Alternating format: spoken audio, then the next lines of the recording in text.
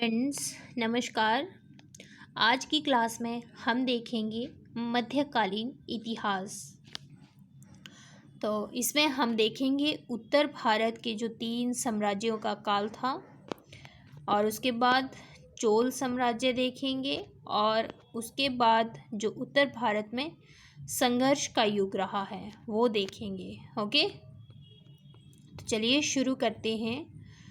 उत्तर भारत में जो 3 साम्राज्य थे, पाल, प्रतिहार और राष्ट्रकूट।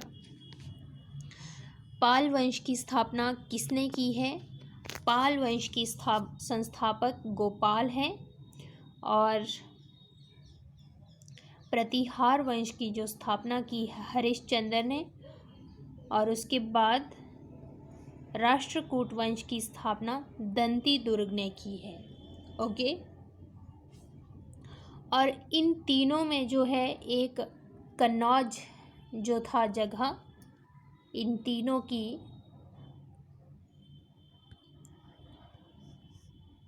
कन्नौज जो है इन तीनों राजवंशों में जो है एक संघर्ष का स्थान बना रहता था।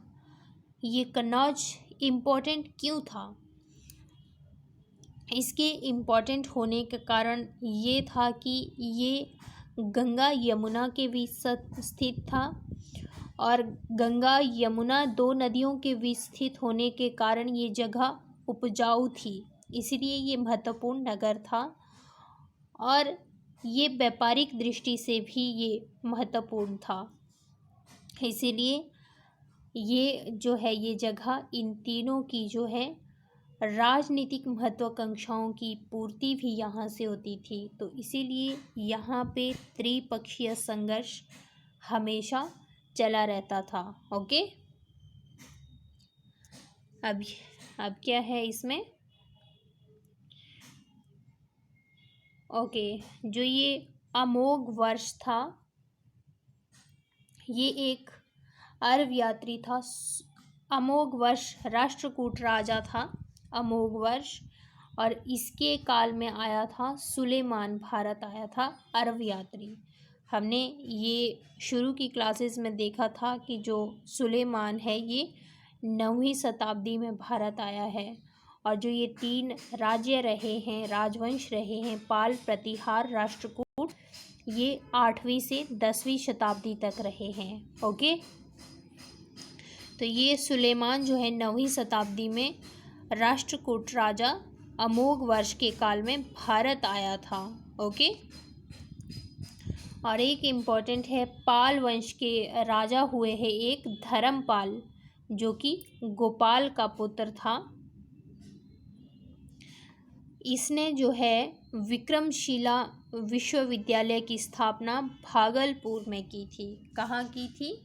भागलपुर में जो है विक्रमशिला विश्वविद्यालय की स्थापना की थी। ओके,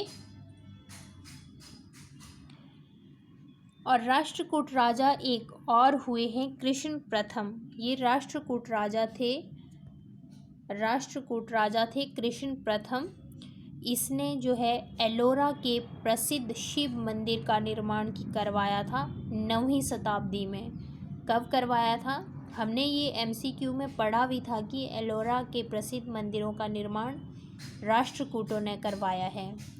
तो राष्ट्रकूट राजा थे वो कृष्ण प्रथम, जिन्होंने निर्माण करवाया था। ओके, ये था इसमें इम्पोर्टेंट। अब नेक्स्ट हम देखेंगे चोल साम्राज्य।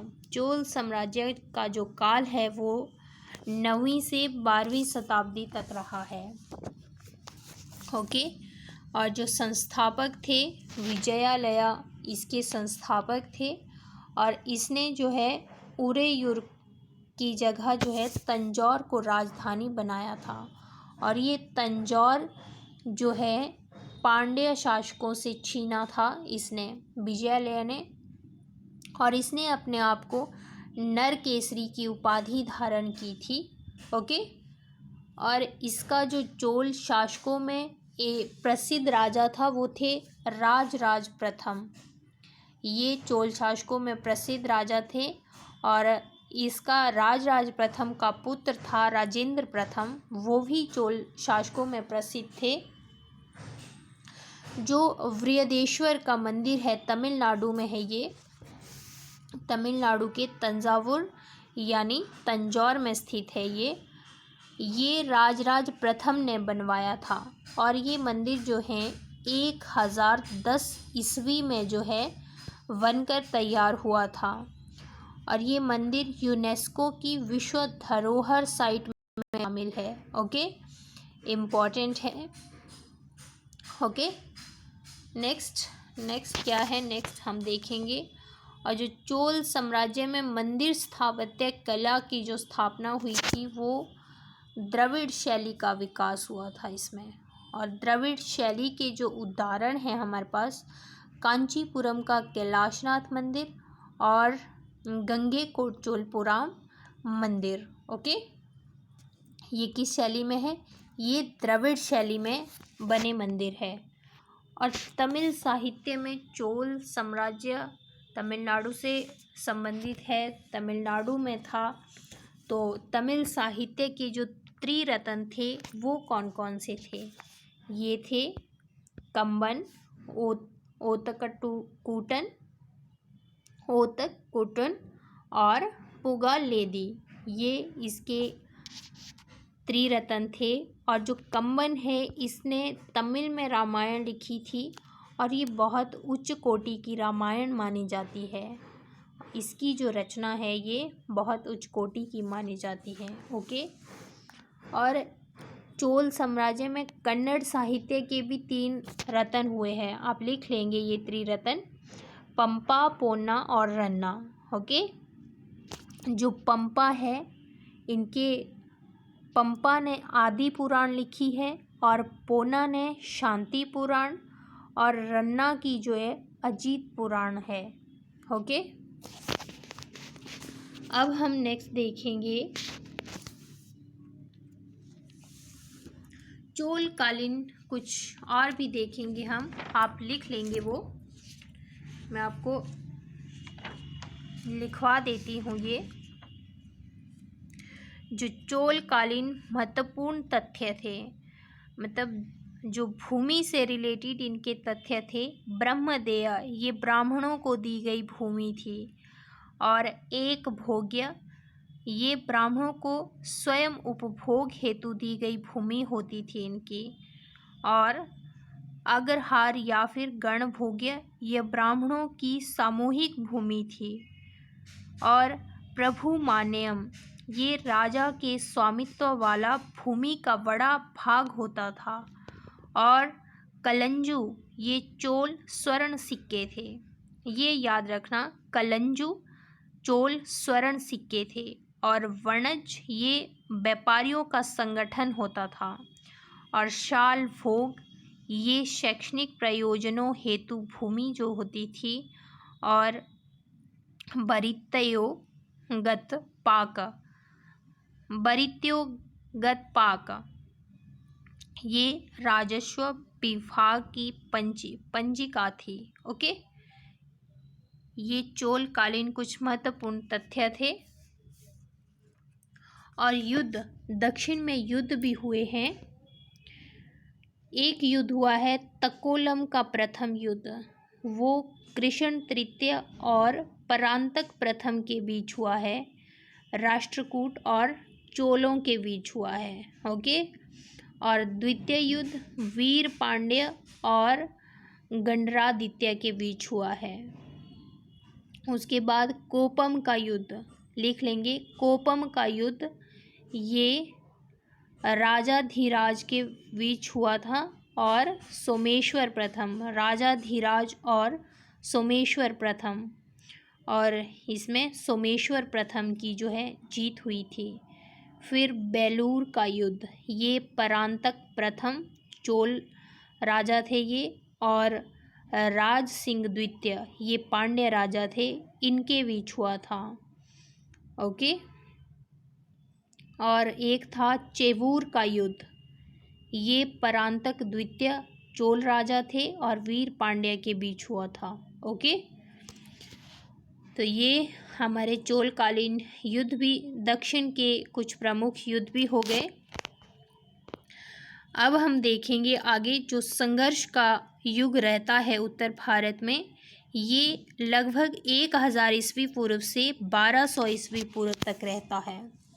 जो मुस्लिम थे अरब, उन्होंने भारत पर जो है वो प्रथम मुस्लिम थे भारत पर आक्रमण करने वाला, और उनमें भी जो प्रथम व्यक्ति भारत पर आक्रमण करने वाला था वो था मोहम्मद बिन कासिम।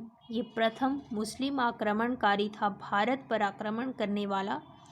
712 ईस्वी पर इसने राजा दाहिर पर जो है आक्रमण किया था। सिंध के राजा थे ये, दाहिर सिंध के राजा थे। इन पे इन्होंने 712 ईस्वी में आक्रमण किया था। ओके, उसके बाद जो भारत पर करते हैं मुस्लिम, वो है मोहम्मद गजनवी। कौन है? मोहम्मद गजनवी। मोहम्मद गजनवी ने जो है 17 टाइम्स, 17 बार भारत पर आक्रमण किए हैं। और ये कब से कब तक किए हैं? ये 1000 से 1027 ईस्वी तक इसने आक्रमण किए हैं। ये मोहम्मद गजनवी कौन था? ये गजनवी के राजा सुबुक्तगीन का पुत्र था, और 998 ईस्वी में जो है ये गजनी की गद्दी पर बैठा था, और 1000 से 1027 ईस्वी तक इसने भारत पर 17 आक्रमण कर दिए थे। ओके, और इसका जो महत्वपूर्ण, नहीं कह सकते, सबसे विनाशकारी जो आक्रमण था वो सोमनाथ मंदिर जो गुजरात में है, वो आक्रमण था। ये 1025 ईस्वी में किया था इसने। और जो अंतिम बार इसने आक्रमण किया था मोहम्मद गजनवी ने, 1027 ईस्वी में आगरा के निकट जो है भेरा के दुर्ग पर किया था। ओके, उसके बाद राजपूत राज्य में, और इसमें जो है मंदिर निर्माण का जो कार्य था वो अपने चरमोत्कर्ष पर था। ओके, और इसमें नागर शैली का विकास हुआ है। मंदिर निर्माण की कौन सी शैली का विकास हुआ है?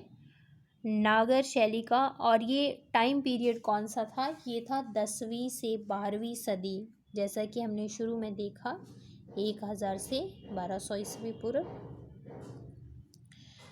और जो नागर शैली के उदाहरण हैं हमारे मध्य प्रदेश में खजुराहो का मंदिर, और भुवनेश्वर, उड़ीसा में जो भुवनेश्वर के मंदिर है, ये नागर शैली में बने मंदिर है। कौन सी शैली के मंदिर है ये? नागर शैली के मंदिर है। ओके, और उसके बाद एक इम्पॉर्टेंट है माउंट आबू का, जो माउंट आबू में जैन मंदिर है, बहुत प्रसिद्ध जैन मंदिर है ये बनाया था, इसका निर्माण जो किया था चालुक्य शासक था भीम, उसके मंत्री वास्तुपाल ने इसका निर्माण करवाया था। ओके, लिख लेंगे आप। और उसके बाद जो मुस्लिम आए थे मोहम्मद गौरी ने जो है भारत पर पहला आक्रमण किया था, ये 1175 ईस्वी में किया था। कब किया था? 1175 ईस्वी में इसने मुल्तान पर आक्रमण किया था। उसके बाद 1178 ईस्वी में गुजरात पर मोहम्मद गौरी ने आक्रमण किया है। और मोहम्मद गौरी के जो 2 इम्पॉर्टेंट जो आक्रमण है, तराइन का पहला युद्ध और तराइन का दूसरा युद्ध। तराइन का जो पहला युद्ध है वो मोहम्मद गौरी ने 1191 में किया था। और किस किस के बीच हुआ था ये? पृथ्वीराज चौहान द्वितीय, पृथ्वीराज तृतीय के बीच हुआ था। किस किस के बीच हुआ था?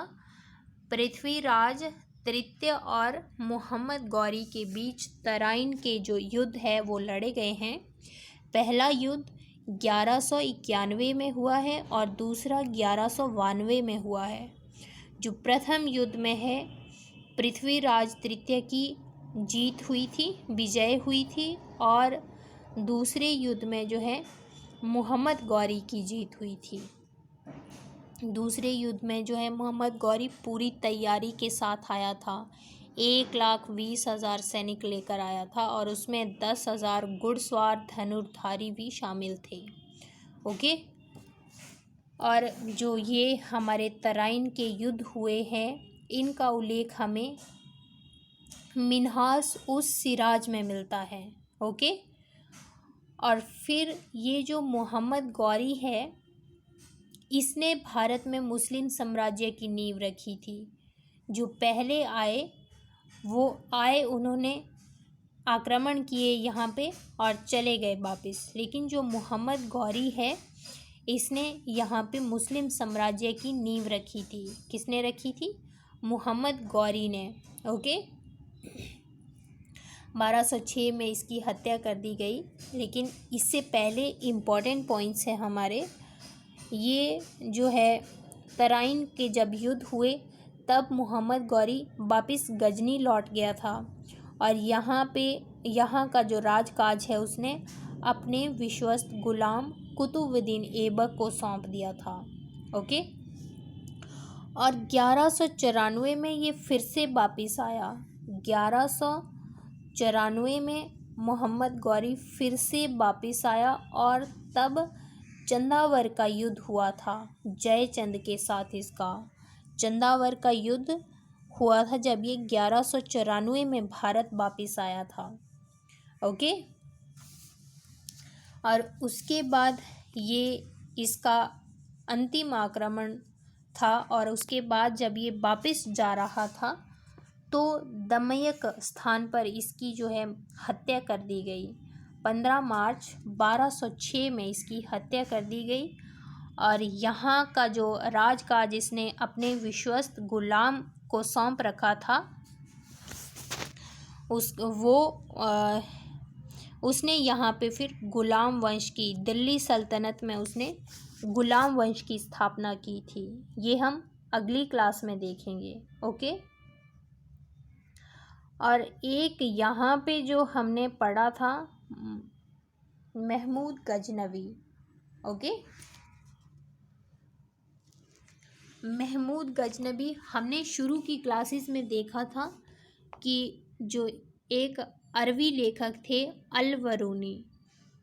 अल-बरूनी ये महमूद गजनवी के साथ आया था भारत और ये पहला मुस्लिम था जिसने यहाँ पे पुराणों का अध्ययन किया था। और अल-बरूनी की जो किताब है वो है किताब उल हिंद। ओके। तो ये थी हमारी आज की क्लास। लाइक कीजिए, शेयर कीजिए और चैनल को सब्सक्राइब करना मत भूलना। So thank you so much. ऐसे ही